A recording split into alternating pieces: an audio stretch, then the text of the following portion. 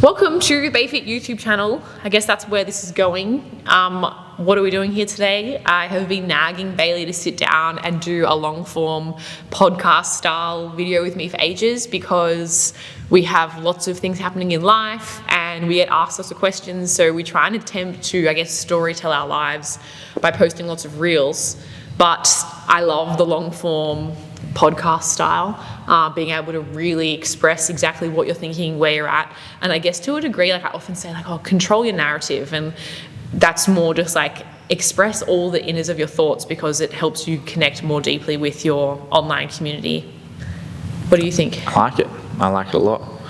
We just don't have a studio yet, so this is our podcast for now. But if it does well, we might start one. Yeah, the Be All In podcast. Yeah. We just love to yap. We yap to each other all day. We work together, go home together, train together. So we're just sharing one of our yapper sessions. Cool. What are you yapping about? I don't know. I guess where we're at in business, the last long form video we had was about our changes to the gym structure. I guess we could talk a little bit about that, what it's been like, where things are going with it, things in the pipeline, where you're at with your training, what goals we have coming up. Just a bit of a general updates video. So, since starting the new gym structure, what's it been like? How have you found it? It has been very good. We are now in our third cycle, so I think this is we're entering week 13 of having new structure, and it has been freaking awesome. It's been so good. It's brought the community way closer together. From our previous model, which is a personal training model, you'd only train with your select few people in your PT, and now you're training in any class morning and night with different people, so the community is much closer together. It also has increased the frequency of their training, so they're training anywhere from 3 to 6 days a week, so people are getting much fitter, much stronger. Their skills are improving just from purely spending more time on them, I could not be happier with the change up and how it's tracking. What do you think? Good reciprocation. I feel like the community's happier, and that happier, healthier, fitter, stronger, all those things, which is great. There's been so many little wins, people becoming closer as friends has been really nice. And even we do open gym now, and before we only had people training with a coach, and it's actually really cool to see people come in and play around by themselves and have those breakthroughs without the pressure of a coach. So that's been really cool. And then just, personally for us, it has been life-changing. I think we didn't realize how burnt out we were before the change until now, where we're at in terms of our health and mindset to go, wow, we really worked ourselves into the ground a little bit there. Just little things it gets to the weekend and I'm actually excited to go and socialize and I'm seeking out social opportunities, whereas previously it would get to the weekend and I was oh my gosh, lock me in my room all weekend, I just need to recover from the week. So we have a much better work-life integration, and being able to be really a part of the community too. So training alongside everyone versus just coaching people has been really, really fun. Next question. Next question is, what's happening in terms of your athletic life? You made a post on Instagram recently, which got some traction. You've been running a bit. Talk a little bit more about your mindset, where you're at the moment and where it's gone. So after touring this year, I obviously needed a bit of a break, and I kind of spoke to that a little bit in detail on the YouTube already about me just wanting to do something different, not put so much pressure. Not even pressure, just take a break from CrossFit really. It's such a high intense, all-consuming sport. If you want to be good, you've really got to be all in on it. And in the off-season, I kind of like to take a break and always have the past few years. Which is any sports person does. Yeah, it's super very normal. And then during my kind of off-season break, I just started running a little bit. There was a CrossFit Games, and there was a pretty tragic event happening at CrossFit Games with a person passing away. And that was just this hit home pretty hard for me, and made me do a lot of self-reflecting about holy shit, I'm kind of dedicating so much of my life to make the CrossFit Games one day, and just made me reflect on why do I want to make the CrossFit Games? What do I get if I do make it? What happens after that? It's am I completely satisfied? Is that the end goal? Why is it the end goal? And it just kind of made me really think long and hard about whether I wanted to be sacrificing so much time for that one goal, or is there other things that I should be utilizing that time for? And I kind of came to terms with, or if I made the CrossFit Games next year and I came home, would my life be any different?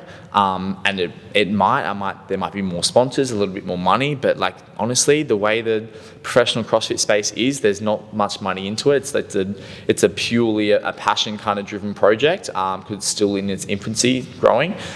So it's basically just doing it for the challenge of being one of the best in the world, which I still would love to do, but I also recognize that things that will be there longer and have more impact will be my business, my family, my friends, all those things. And so I kind of like made the tough decision to like not compete individually next year. So it kind of just made sense that like if I wasn't all in and kind of like I was doubting whether it was the right path, and I had plenty of reasons to like that I wouldn't be chasing the ultimate goal next year, then it made sense to have like at least 1 year off, and then use that year to prioritize or shift my priorities from the being an elite athlete as like the number one, and move it down to like number 2 or number 3, and putting my business first and like our wedding and our life together first. So that's kind of changed up a little bit. Yeah. Anything from you? Well, just to add to it, I guess, as not speaking for you, but as the person who's alongside you,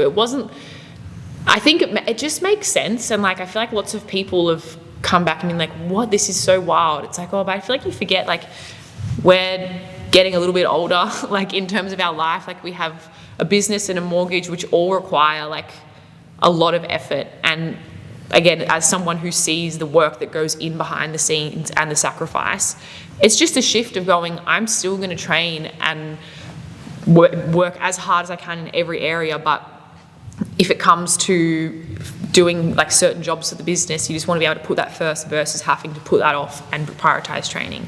And it wasn't like the events of the CrossFit Games made you hate CrossFit or anything at all. It's just when your blinkers are on because you're looking so solely at your goal, it just allowed you to pause for a second and look up and sort of, as I'm sure many people did, question like, what am I doing right now? And like, what is it for? What's the bigger picture? And I just think that's important self-reflection to have, because 2 years ago, this wouldn't have changed anything. So we were just 2 years younger, and you would have been in the position that we were living at home and our business was a lot smaller. But now it just, I don't know, it just is a normal shift for people to go through. And I just feel like you're one of the few people that's kind of spoken about it and being like, hey, I'm just going through a shift. So it's just been an interesting period. Do you agree? Yeah. It is just a bit of an evolution. It's not like I'm changing forever. I definitely don't hate CrossFit. I definitely like am still doing it and training every day. But instead of training 6 hours a day or 4 to 6 hours a day with like Maddie said, having my blinkers on and like not being distracted by anything else, I'm just kind of now doing it more socially, more for fun, to stay in really good shape as well. But not with the pressure of trying to qualify for the CrossFit Games one day. And so instead of training 6 hours a day, I might be training 2 hours a day. And then I've got an extra 4 hours a day to do things that I haven't been doing the past 2 or 3 years, which is, and my business has still been growing, but like, if I have an extra 4 hours every single day, imagine like how much it could keep growing and how much it has in the past couple of months since I kind of had pulled back from competing being my number one focus. Yeah. And I think that's just like something I'm excited to keep exploring, because the business is like, what's paying for my mortgage, where all my friends are, like, although that elite athlete thing is awesome and I love chasing like those goals and I still will chase those goals, it just doesn't have to be the be all and the end all. And it, unfortunately, like, it doesn't pay the bills. Doesn't pay the bills, yeah. It'd be different if it was a different sport, I guess. Yeah. But and the other thing which is just worth explaining is like, and this is my perspective, and I feel like yours too, is that since you've had this shift in priorities and just allowed yourself, I guess, a little bit more grace in what you're doing, like, I just feel like you're so much happier, and getting so much more fulfillment in a lot of other areas of life, which as a partner has been so nice to see. But competing gave you an incredible amount of happiness too, but it was only in one area of your life. But I just feel like everything is so much richer at the moment. Like, even as simple as Bailey played a game of 2-on-2 pickup on the weekend with the boys. But if you were competing individually, would you have done that? Absolutely not. Absolutely not, because if his knee was bung from it, it was a firm no. And like, just that simple thing of being able to play 2-on-2 with your friends. And like, maybe it's because of your mindset, and I'm sure not every athlete is the same in that this is an extremist mindset, but unfortunately it's the way you're wired and how you do life.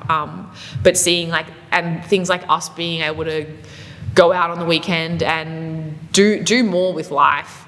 It's been a really nice break, and I'm all in if one day you say, I want to go back and do the individual thing. But in this current season of life, it's been really nice.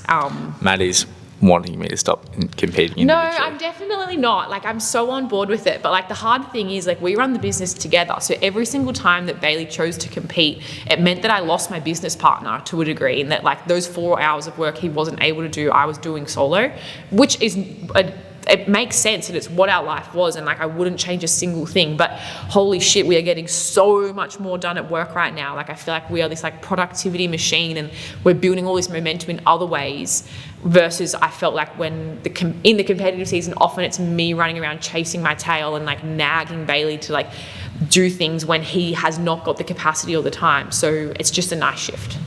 Yeah, it's just really hard to, like, if you want to be successful at anything, you kind of do have to like be all in on that one thing and have the blinkers on, and you don't have time to second guess yourself. And that's with the elite athlete thing. As soon as I start second guessing myself or not completely committing to the end goal, then like, yeah, I probably lost my competitive edge a little bit. And so yeah, if I'm going to do that, I have to be like, have that level of commitment, because it is so competitive. You can't half-ass it if you want to be an elite individual anyway. And so I just, wasn't really prepared to kind of do that again. I was ready just to change things up. And so, we've just changed up, and it's been really good. And although I was probably leading my community through my actions and being the best athlete I can be and representing Bayfit on the highest level, or the second highest level, and now I'm definitely showing up more as a leader than I ever have before, and leading my community in way better and more meaningful ways, and having better connection and touch point, and doing the things that, yes, I might not be competing the same way I once was, but I think in areas where it really actually matters, and human connection and having impact, it's definitely more meaningful. But I am still going to compete on a team. If there's whatever the CrossFit season looks like next year, I'd love to put a Bayfit team together and compete competitively as a team, bring along other people on the journey as well, and then inspire other people from our community to do the same thing, because the elite individual scene is just like, it's hard to really explain how competitive it is. You think you're much more likely playing in the NRL or playing in like the AFL when there's so many players on a team, there's so many teams around the country. Both the first grade and the reserve grade, they're probably all making money. In CrossFit, there's like the top 30 spots or the top 40 spots. That's it. Oceania as well, not just all of Australia. Oceania, not just Australia. You make no money from it. You actually have to pay to go and compete at the Torium Pro. So you're one of the best 40 in the whole Oceania region, and you have to pay $1,000 to go compete. It's just like, you have to be so all in on that, and the benefits just like, for you personally, at this point. It's just like, it's a lot to sacrifice if it's your why isn't strong enough. And my why just kind of had shifted of late, and then that's why I'm just like shifting my perspective a little bit. That's it. My priorities have just shifted a little bit. I'm still doing CrossFit. I still love CrossFit. It's just not the number one priority as an individual now. Yeah. Next question. All right, let's talk about my training goals. What are your training goals? I just want to be able to do anything. That's simply it. I want to be hard to kill. Is that a good goal? I guess so. I don't know. I just want to be able to run a 10Ks on a Sunday, run a 21K on a Sunday, do a muscle up. Do you want to be a runner by the sounds of things? No. That's just like one element of it. I want to be able to play basketball with my friends and still be good and coordinated, be able to lift something heavy. If someone needed to fill in for a comp, I could do it. I just think, like, for me, fitness is so much about versatility. I love that word. I want to be super versatile, because the minute I pigeonhole myself too much, I find myself comparing to others and wanting to be the absolute best. But I would just rather be a nice happy medium in life. Happy medium, able to do lots of different things. Hybrid. you would say? Hybrid, but then again, I don't know. I feel like hybrid is just running and lifting sometimes. I want to still be able to do skills. If I want to be able to do CrossFit comps, like I just want to be able to do absolutely anything. And I feel like that also is a cool mindset that I'm just like so capable of doing anything. So it's all about finding the weaknesses, lifting them up so that I'm just a nice, happy medium. Do you like that goal? Yeah, it just sounds like you want to be good at CrossFit and do a bit of sport sometimes. Yeah. Well, it's just like, for me, CrossFit, like life extends beyond just the CrossFit realm of activities. Yeah. Touch footy, you want to be able to do soccer. I want to be able to, when we have kids, do a hula hoop. Show them I'm so good at hula hoops. So you're going to be practicing hula hooping? Maybe. I want to be able to do monkey bars. Can't do monkey bars, got to work on that one. Good job. Thanks. That's my goal. My next question is, what does the back end of your 2024 look like? So in 3 weeks' time, less than 3 weeks, we have the Down Under CrossFit Championships, which I ended up doing the individual qualifiers for, as well as the pairs. Qualified for both, which was good. Withdrew from the individual leaderboard, and I'm going to do the pairs workout with Marty. So we're going to go Down Under in Wollongong in just over 2.5 weeks. So that it will be lots of fun. Again, no pressure to try and win anything, but it's going to be a really good experience. First time for him stepping on kind of like an elite level stage, which would be awesome. And because there's no CrossFit Games ticket up for grab, it's very much a celebration of fitness and a fun event. So I'm excited to do that with him. I think it's like the week after that or 2 weeks after that, I will be running my half marathon, which I've kind of been training for. I mentioned that on a previous vlog. That one I'm actually kind of prepping for with a time goal to try and tick that off. So that's on the 2nd of November. And then on the 3rd of November, we have Team of 4 Western Games. So we have a few Bayfit teams representing the gym there. So that'll be fun. And then I'm actually seeing my specialist this afternoon. I'm kind of having a bit of an ongoing shoulder issue. But there's a good chance I could maybe get a little surgery after that Western Games weekend and then have 6 weeks of kind of rehabbing that. So hopefully I can start the new year good as new. Yeah, they're fixing you up. Fixing me up. What's the back end look like for you, boss? Do I have any competitions or anything? No.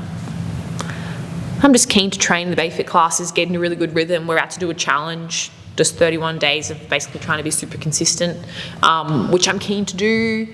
We've got our Bayfit birthday. We turn 3 next week. Did you know that? Yep. Yeah, that's cool. We'd love to run an internal comp at the back end of the year. We're thinking we're trying to schedule that for after our challenge. But otherwise, just a fun time of year. We're planning a lot of what we have on for the next calendar year as well. Just loving our business routine. I feel like it's settled in that, like, it used to be like kind of erratic, and now I'm like just have a lot better systems, flow, and I feel like I can forward plan a lot better.